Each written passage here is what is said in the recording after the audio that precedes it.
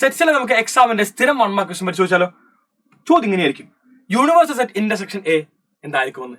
എപ്പോഴും ഓർത്തിരിക്കുക, universal set intersection A എന്ന് പറയുന്നത് അത് എ തന്നെയായിരിക്കും. നിങ്ങൾക്ക് എല്ലാവർക്കും അറിയാമായിരിക്കും, ഇതാണ് നമ്മുടെ യൂണിവേഴ്സൽ സെറ്റ് എന്ന് പറയുന്നത് ആൻഡ് ഇതാണ് നമ്മുടെ എ എന്ന് പറയുന്നത്. സോ രണ്ടിന്റെയും ഇന്റർസെക്ഷനിൽ വരുന്നത് എ എന്ന് പറയുന്ന എലമെന്റ് മാത്രമേ ഉണ്ടാവുള്ളൂ. So you intersection A it same as A. ഇനി ഒരു ചോദ്യം ഉണ്ട് മക്കളെ, അത് നിങ്ങൾ കമന്റ് ബോക്സിൽ പറയണം. യൂണിവേഴ്സൽ സെറ്റ് യൂണിയൻ എ എന്തായിരിക്കുമെന്ന്. അടുത്തേക്ക് പോകുന്നു.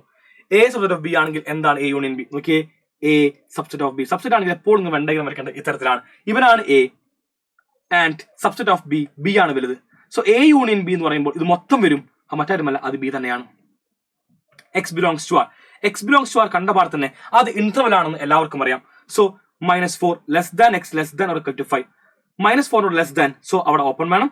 ആൻഡ് 5ന്റെ അവിടെ എന്താണ് മക്കളെ, ക്ലോസ്ഡ് ആണ്, ലെസ് ദാൻ ആണ്, സോ ക്ലോസ്ഡ് വേണം. അതായത് ഓപ്ഷൻ എ ആയിരിക്കും ഇതിന്റെ റൈറ്റ് ആൻസർ.